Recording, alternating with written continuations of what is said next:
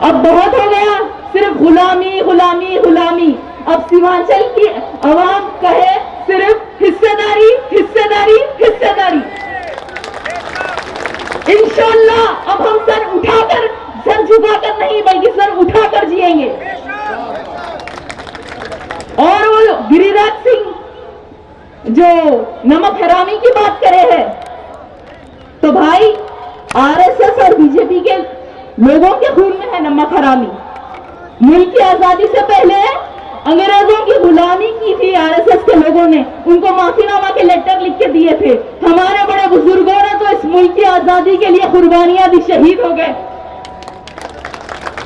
और वो जो बात जब योजनाओं की आती है, वो बोल रहे हैं कि मुसलमानों को तो सारी योजनाएं मिलती है।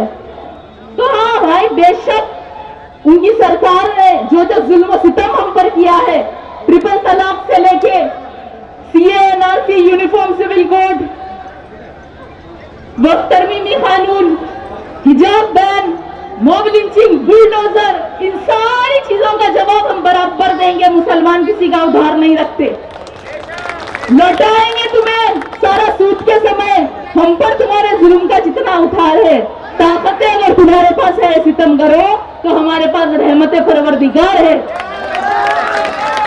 तो खुद विधायक बनकर पटना से अपना हक लेकर आए, ना कि यहाँ के मुसलमान अपने हुकूक के लिए दूसरों की गुलामी और जी हुजूरी करे। बताओ, इतने सालों से जो मुसलमानों को वोट बैंक की तरह इस्तेमाल करते हैं, वो महागठबंधन ने इस इलेक्शन में मुसलमानों को कितने टिकट दिए? आज 3% की आबादी रखने वाले मल्ला समाज के लोगों की पार्टी ने महागठबंधन से उप मुख्यमंत्री बनाने की शर्त रखी। तो मैं पूछना चाहती हूँ बहादुरगंज इलाके से महागठबंधन के उम्मीदवार वो प्रोफेसर साहब से कि क्या आपने और आपकी पार्टी के मुसलमानों में इतनी हिम्मत है कि आप जाकर महागठबंधन के जिम्मेदारों से पूछे, उनको बताए कि बिहार में मुसलमानों की आबादी 17% है, और अगर महागठबंधन की सरकार हुकूमत बनती है तो क्या मुसलमानों को उप मुख्यमंत्री बनाया जाएगा? क्या है आप में इतनी हिम्मत कि आप ये मांग रखें और अपनी इस मांग को पूरी करें? अरे उनके नाम पे वोट मांगने से पहले शर्म से डूब पड़ो तुम। अब बहुत हो गया सिर्फ गुलामी गुलामी गुलामी। अब सीमांचल की आवाम कहे सिर्फ हिस्सेदारी हिस्सेदारी हिस्सेदारी। इंशाअल्लाह अब हम सर झुकाकर नहीं बल्कि सर उठाकर जिएंगे।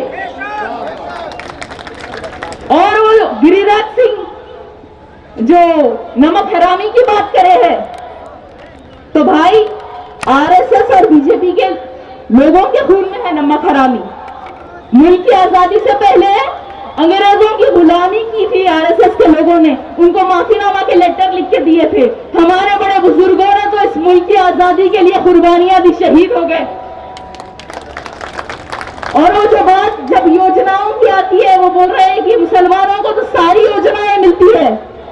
तो हाँ भाई, बेशक उनकी सरकार ने जो जो जुल्म सितम हम पर किया है, ट्रिपल तलाक से लेके CAA NRC, uniform civil code, वक्त तरमीमी कानून, हिजाब बैन, मॉब लिंचिंग, बुलडोजर, इन सारी चीजों का जवाब हम बराबर देंगे। मुसलमान किसी का उधार नहीं रखते, लौटाएंगे तुम्हें सारा सूद के समय। हम पर तुम्हारे जुल्म का जितना उधार है, ताकतें अगर तुम्हारे पास है सितम करो, तो हमारे पास रहमत परवरदिगार है। मेरी आप तमाम से गुजारिश है, 11 नवंबर के दिन अपना एक कीमती वोट मजलिस के हक में अदा करिए।